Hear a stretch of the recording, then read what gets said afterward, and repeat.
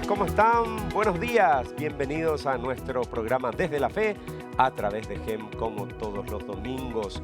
Ya estamos en el segundo domingo de Adviento, primer domingo del mes de diciembre, el último mes del año. Y siempre el tiempo de Adviento es un tiempo de preparación, tiempo de hablar también de conversión, de espera. Y vamos ya a la reflexión del Evangelio del día. Señor director, por favor, aquí ya tenemos en pantalla, es el Evangelio de Mateo 3, versículos 1 al 12. Y dice, en aquel tiempo, Juan Bautista se presentó en el desierto de Judea predicando: conviértanse porque está cerca el reino de los cielos. Este es el que anunció el profeta Isaías diciendo: una voz grita en el desierto, preparen el camino del Señor, allanen sus senderos. Juan llevaba un vestido de piel de camello con una correa de cuero a la cintura y se alimentaba de saltamontes y miel silvestre. Y acudía a él toda gente de Jerusalén, de Judea y del valle del Jordán. Confesaban sus pecados y él los bautizaba en el Jordán. Al ver que muchos fariseos y saduceos venían a que se los bautizara, les dijo: camada de víboras, ¿quién les ha enseñado a escapar del castigo inminente? Den el fruto que pide la conversión. Y no os hagáis ilusiones pensando: Abraham es nuestro padre. Pues les digo que Dios es capaz de sacar hijos de Abraham de estas piedras. Ya toca el hacha a la base de los árboles, y el árbol que no da fruto será talado y echado al fuego. Yo les bautizo con agua para que se conviertan, pero el que viene detrás de mí puede más que yo, y no merezco desatarle las sandalias. Él les bautizará con Espíritu Santo y fuego. Él tiene el bieldo en la mano, aventará su parva, reunirá su trigo en el granero y quemará la paja en una hoguera que no se apaga. Palabra del Señor. Y hoy yo quiero aprovechar este evangelio y reflexionar con el invitado. Si me acompaña el señor director, por favor, vamos a presentar a nuestro invitado de hoy, el presbítero doctor César Neri Villagra, doctor en Sagrada Escritura. Qué gusto, padre, recibirte en este tiempo especial, tiempo de Adviento. Buen día. Un gusto, Mariano. Un gusto compartir contigo y con tu amable teleaudiencia este espacio de reflexión en este tiempo de Adviento, que es tiempo de preparación y de espera al mismo tiempo del Mesías que viene. Y antes de entrar en nuestro tema que queremos abordar el día de hoy, la figura de María en este tiempo de Adviento y sobre todo desde la Sagrada Escritura, ¿qué podemos decir de este texto realmente maravilloso para este tiempo de Adviento, padre? Sí, en primer lugar que el texto se centra en el anuncio del reino. Y que este anuncio del reino supone una conversión, un cambio de mentalidad y un cambio de conducta, cambio del corazón, podemos decir, de tal manera que se pueda entrar en la lógica de Dios. Es decir, un camino que nos predica Juan el Bautista, justamente el profeta precursor. Precursor no solamente por el hecho de que él va a indicar que Jesús es el Mesías, sino también precursor en la manera violenta de morir. Es decir, del mismo modo en que Juan el Bautista muere de una manera violenta, así también Jesús va a morir violentamente en la cruz. Juan va a ser decapitado. Y entonces él es el anunciador que cumple de alguna manera la profecía de Isaías, que decía que en el desierto hay una voz que clama y que anuncia precisamente la novedad de que viene el Mesías y que por lo tanto hay que preparar el camino. Y este tiempo de Adviento es eso, preparar el camino, reflexionar, considerar nuestras actitudes, ideas, convertirnos de tal manera que nos encontremos con ese Dios que viene a nuestro encuentro para ofrecernos la vía de la salvación. Y es interesante que el texto después nos detalla la personalidad adusta de Juan el Bautista. su manera de vestir, su comida, su manera de ser. Un profeta en el desierto. Austero. Austero, adusto, de tal manera que comía miel silvestre y también langosta y se vestía con piel de camello. Es decir, de una manera bastante similar a los monjes de Qumran, que vivían de una manera austera. Y de hecho, pues a él se le asociaba también con los esenios, a Juan el Bautista. Y él anuncia este tiempo de conversión, este tiempo de gracia, este tiempo de verificación de nuestras actitudes, de nuestros proyectos, de nuestras ideas, de tal manera que se adecuen y se modelen de acuerdo al pensamiento de Cristo, que nos va a anunciar el reino de Dios. Y nos va a decir, Cristo, en qué consiste ese reino.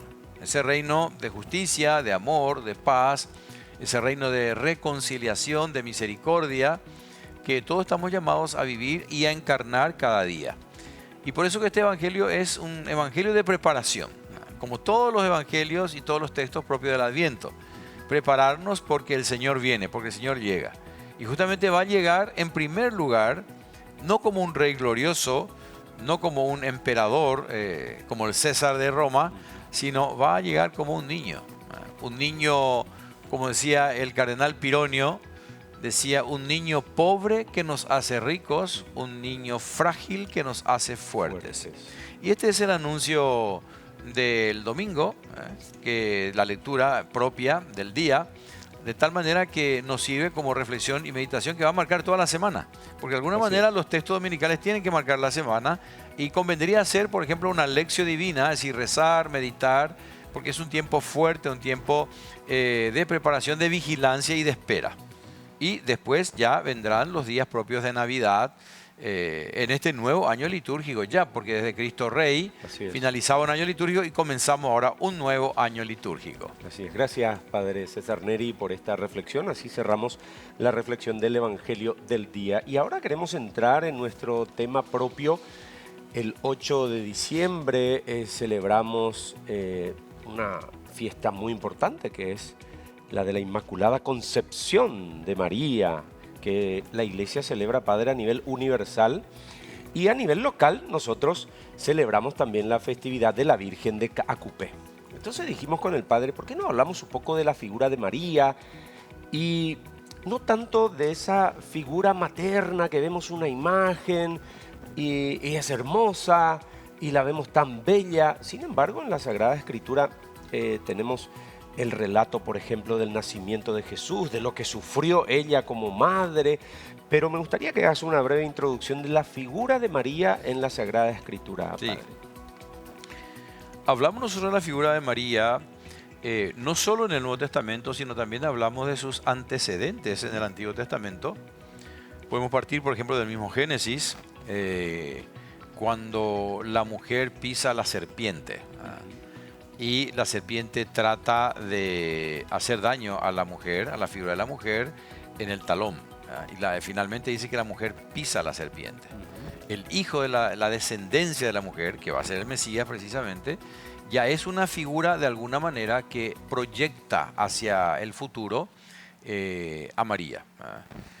También tenemos en Isaías 7:14, por ejemplo, cuando se nos habla de una mujer que está encinta y que va a dar a luz un hijo, un niño que va a nacer, y ese niño se va a llamar Maravilla de Consejero, Padre Sempiterno, Príncipe de la Paz, y que va a traer un dominio de justicia en todo el orbe, en todo el mundo. Y por lo tanto esa es la mujer que de alguna manera históricamente puede corresponder a la esposa del rey del momento, pero ya es una figura de María. Es una figura de María, ¿por qué? Porque ella también va a ser esta mujer. Esta mujer de hecho es una alma, dicen los hebreos, que luego los griegos, o por lo menos los traductores de la Septuaginta, van a decir parcenos, que quiere decir virgen, que es la misma palabra que va a utilizar San Lucas en el capítulo 1, versículo 26 siguientes. Lo mismo Miqueas en capítulo 5, a partir del verso 2, que nos va a traer esta prefiguración de la mujer que va a dar a luz a un niño, ¿verdad? Que es del tronco de Jesé. Hay una espera, de hecho, en todo el Antiguo Testamento de un nacimiento mesiánico, un Mesías esperado. Existen diversas interpretaciones, más o menos 3. o 4 tipos de Mesías que se esperan, pero siempre es el rol que va a jugar la madre va a ser fundamental. Y esto se va a ver, de hecho, sobre todo en el Nuevo Testamento, cuando ella tiene que dar su sí, en Lucas, para la encarnación. Da su sí para la encarnación. Porque la visita del ángel, del arcángel San En la Gabriel, anunciación que en la conocemos. anunciación, exactamente, le requiere su No viene a sí. imponerle. No viene a imponerle. Sí. Por eso Viene a anunciarle. yo me acuerdo siempre de un escrito que nos leían en el seminario en la época de los jesuitas, el hermano Ranz, que era el ecónomo del seminario, y nos hablaba de la historia antigua y de San Bernardo de Claraval. Y San Bernardo de Claraval decía: mujer, dirigiéndose a María, todo el universo y toda la humanidad en toda la historia esperaba tu sí. Porque con tu sí entra Dios en la historia. Es decir, a través de la encarnación. Es decir, Dios siempre acompañó a la historia, digamos, y acompañó al pueblo elegido durante todo, desde Abraham hasta la tierra prometida, la época de Moisés, los profetas. Siempre acompañó Dios a través de profetas, sacerdotes, reyes. Pero en el tiempo pleno, en la plenitud de los tiempos, Dios envió a su propio Hijo. A su propio Hijo, que la carta de los Hebreos, en el capítulo 1, verso 1, lo describe de una manera maravillosa. Dice que es impronta de su esencia y resplandor de su sustancia. Es decir, es Dios hecho carne, que lo dice Juan en el capítulo 1, verso 18. En el principio existía la palabra. La palabra era Dios, la palabra estaba de frente a Dios. Y en el versículo 14, y la palabra se hizo carne. Sí, es la encarnación. Y esa encarnación es evidentemente gracias al sí de María. Por eso que el título más antiguo que se le concede a María, dado por los padres de la iglesia, es Theotokos, que significa caja de Dios. Es decir, la caja que tiene que estar totalmente pura para que ahí pueda nacer la segunda persona de la Santísima, ¿no? Trinidad, preservada. Y por eso a María se la llama Gejaritomene. Nosotros rezamos esto en el rosario, solamente que hay un error, decimos Dios te salve María, llena eres de gracia. En realidad tendríamos que decir Dios te salve María, ha sido llenada de gracia. ¿Por qué? Porque la expresión Gejaritomene en griego es un participio perfecto pasivo que tiene que indicar que ella es agraciada porque Dios le ha dado ese favor. No es ella el agente de la gracia, sino Dios es el agente de la gracia que la preserva, la torna totalmente pura, impecable, para que sea el recipiente, así con lenguajes, reales, para que sea el recipiente de Dios, a menos que Dios va a estar en su vientre. Qué interesante, Padre. Vamos a seguir hablando de la figura de María en la Sagrada Escritura. Adelanto ya mi siguiente pregunta, hablando justamente de repente parecieran ser sinónimos. Por ejemplo, decimos, he aquí la servidora del Señor, y otros dicen, he aquí la esclava del Señor. Bueno, en esos y otros temas vamos a conversar con el Padre César Neri Villagra aquí en Desde la Fe a través de Gen. Ya volvemos enseguida.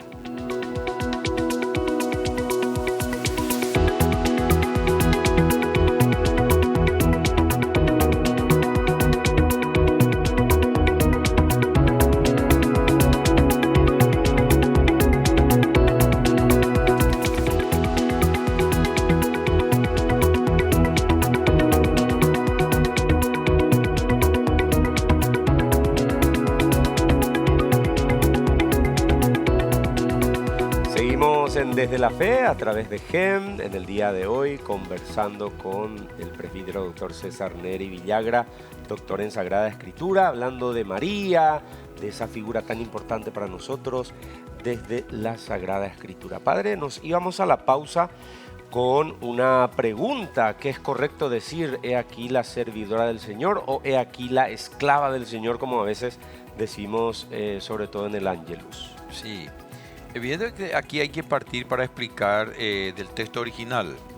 El texto original dice doulos o douleia, que significa servicio, pero evidentemente también se puede hablar del servidor o del esclavo.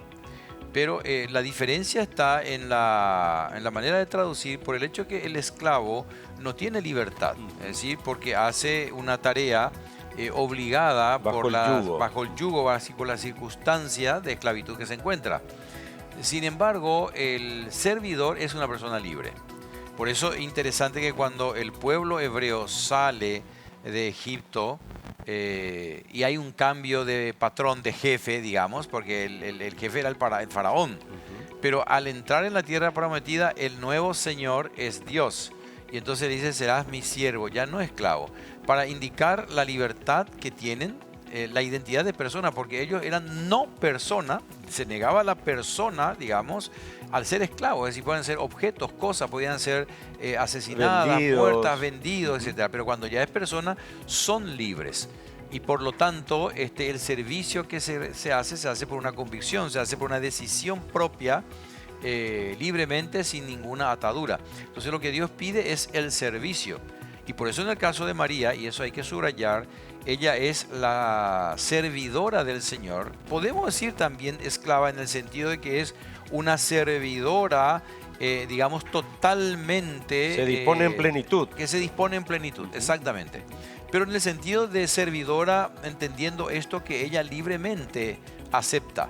Por eso que, de hecho, el arcángel Gabriel espera su respuesta, su sí, su fiat. De tal manera que con el sí de María entra, digamos, en proceso todo el tema de la encarnación. María dice su sí y ahí, con libertad, Dios la escoge a ella, Dios la preserva y ella después dice, hágase en mí según tu palabra. De tal manera que ahí está en juego la libertad. Es ella una servidora de Dios que libremente asume este compromiso para participar, para colaborar en el proceso de la redención y también, por lo tanto, en el advenimiento del Mesías y la construcción del reino de los cielos en el mundo. Otro aspecto y otra pregunta que solemos recibir con mucha frecuencia, Padre, es ¿cómo podemos interpretar el pasaje bíblico donde mencionan a los hermanos de Jesús? Entonces, incluso nuestros hermanos protestantes dicen de que María tuvo otros hijos. Hablemos un poco de la virginidad de María. Sí. De hecho, hay un texto, bueno, respecto a la virginidad, ya al inicio, cuando tenemos el anuncio del arcángel, dice claramente el texto que el arcángel vino a visitar a una Parthenos. La expresión griega Parthenos refleja en la Biblia griega de la Septuaginta, bien la Septuaginta, que es la traducción del hebreo alma. Y alma quiere decir una doncella, es decir, una muchacha virgen. ¿Por qué? Porque en el mundo hebreo, en la institución matrimonial hebrea, siempre la muchacha tiene que ser doncella, tiene que ser virgen. Esa es la condición para el casamiento.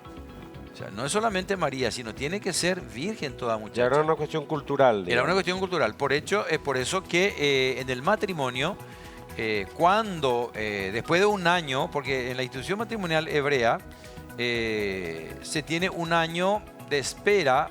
Después de firmarse las actas de matrimonio, se espera un año de espera. La chica sigue viviendo en la casa de los padres y el muchacho en la casa de sus padres. Llegado un año de haber firmado el compromiso, entonces los padres de la muchacha entregan a la muchacha al novio. Y en ese tiempo justamente de espera de un año es que María se embaraza. Entonces, aún ellos no convivían. Por eso ella dice al arcángel, yo no conozco varón. Ahí entra la duda también de José, ¿no? Claro, exactamente, por supuesto. Y entonces, esta es la institución matrimonial israelítica. Y la mujer tenía que ser virgen, porque si no era virgen, el marido en el mismo acto de la convivencia sexual le podía repudiar. Y por eso existe lo que se llama el paño del testimonio. Hay un paño de lino blanco que se pone en la alcoba, en la cama nupcial, y todos los parientes del novio y la novia están rodeando, digamos, la tienda donde ellos se encuentran. Es una fiesta en la que se hace, dura 8 días, con pandeiros, cítaras, con músicas, laúd. Y entonces, una vez que ellos tienen su convivencia, después de haber esperado un año, la madre saca y exhibe el paño del testimonio. Y ahí se corrobora si ella era virgen, y entonces ahí se consuma el matrimonio. Y tiene que ser virgen, porque si no es virgen, eso es condición de toda muchacha, es repudiada. Por eso que en secreto que José le iba a repudiar. Pero viene el ángel y le dice, no, esto es obra de Dios, obra del Espíritu Santo. Esto por un lado. Por otro lado, tenemos la otra pregunta de los hermanos. Sí, en un los texto, hermanos de Jesús. en un pasaje del Evangelio justamente se habla y se le dice a Jesús, mira que tu madre y tus hermanos quieren hablar contigo. Y él dice, ¿quiénes son mi madre y mis hermanos? Y señala por sus discípulos. Y dice, ellos, los que cumplen la voluntad de mi Padre, ellos son mi madre, mis hermanos, mi pariente. Aquí hay que tener mucho cuidado para la interpretación de las Sagradas Escrituras. ¿Por qué? Porque nosotros tenemos que remontarnos siempre al contexto original en el que fue escrito y por lo tanto llegar lo más que se pueda a la intención del autor. No se puede transmitir, digamos, o aplicar a las Sagradas Escrituras unas categorías institucionales de nuestra época, porque hoy la familia es una familia nuclear, papá, mamá e hijos. Pero en la época de Jesús el concepto de la familia es tribal. Es decir, toda una tribu era una familia. De tal manera que había un pater familias y después los miembros de la tribu pues alcanzaban a 10.000, 20.000 personas. Y estaban hijos, sobrinos, nietos, parentela, incluso esclavos manumitidos que pedían refugio a esa tribu. Claro. O un extranjero, un gerín, les llaman gerín a los extranjeros, que piden refugio y asilo en una tribu porque de repente se le persigue en otra tribu. Entonces recibe el resguardo.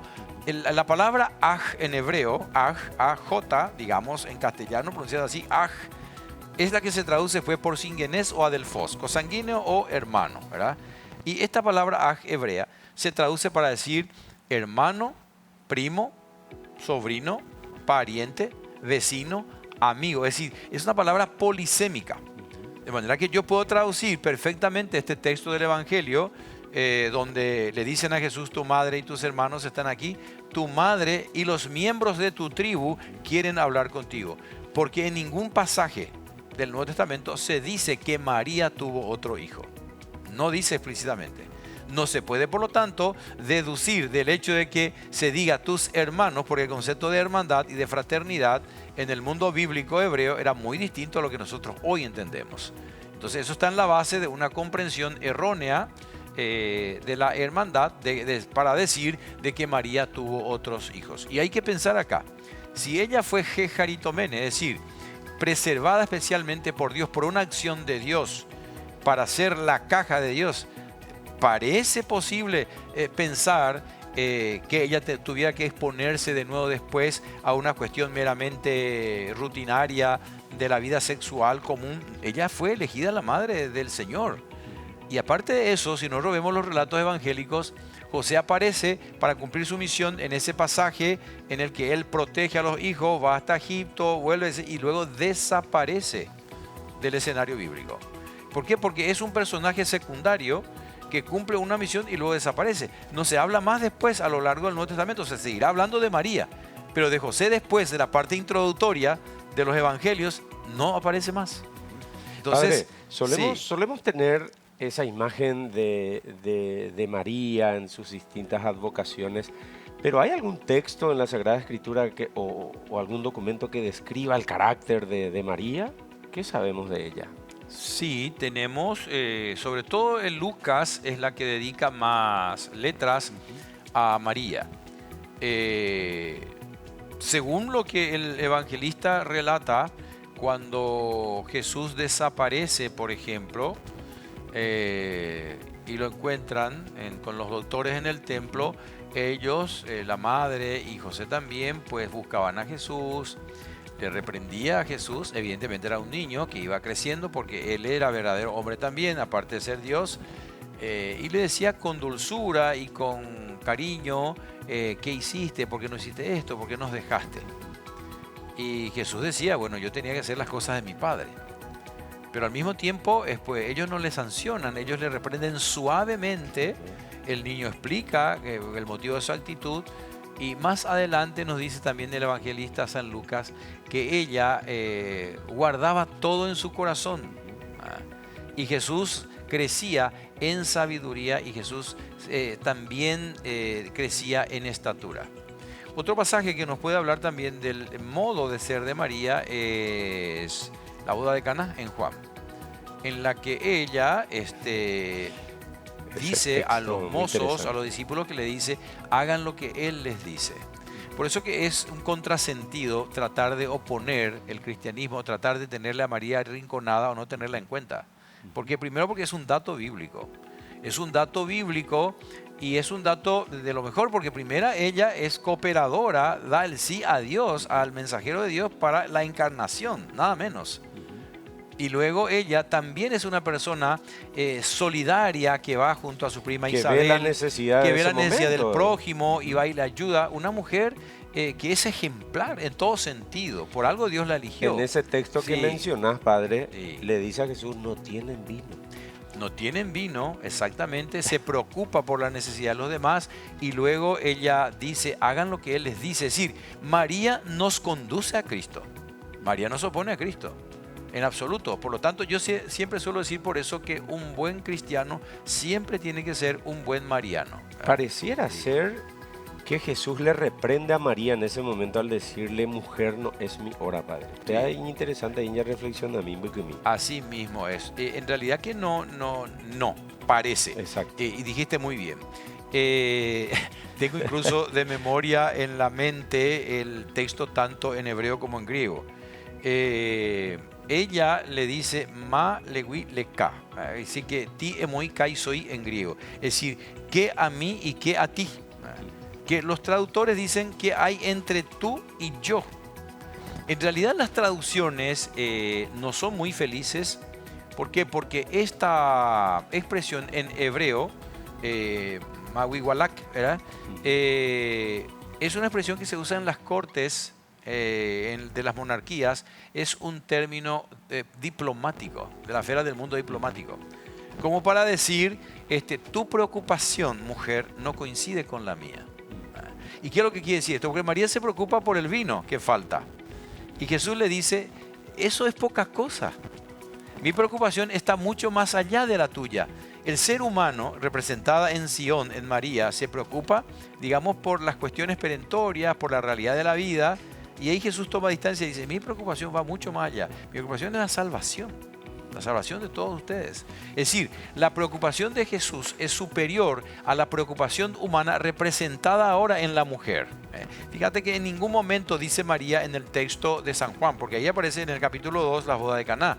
No, dice mujer, porque ahí la mujer representa a Sion, la madre, que es la figura que representa al pueblo, porque es un texto eminentemente simbólico. Y de hecho, ¿qué va a decir después la madre?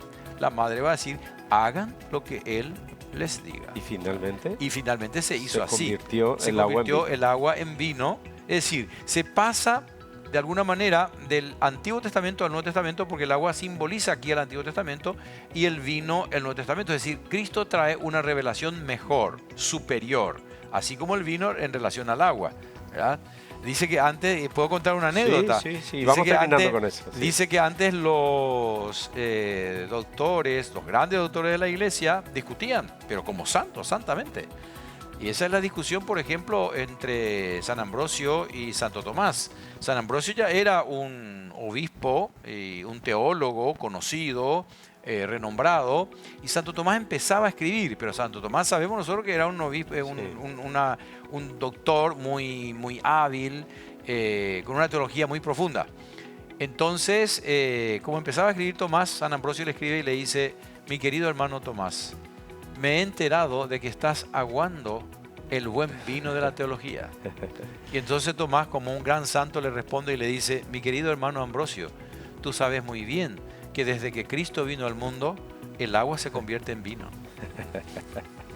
Qué sabiduría, ¿no? Sí, así mismo. Padre, siempre cuando venís tenemos muchas cosas más que preguntarte, pero bueno, vamos a tener la ocasión de encontrarte nuevamente. Gracias por tu presencia. Con mucho gusto y a las órdenes siempre, y un cordial saludo a toda la audiencia y que pasen feliz tiempo de Adviento y de Navidad. Así es. Estuvo con nosotros el presbítero doctor César Neri Villagra, doctor en Sagrada Escritura. De nuestra parte les deseamos un excelente domingo en familia. Que el Señor les bendiga.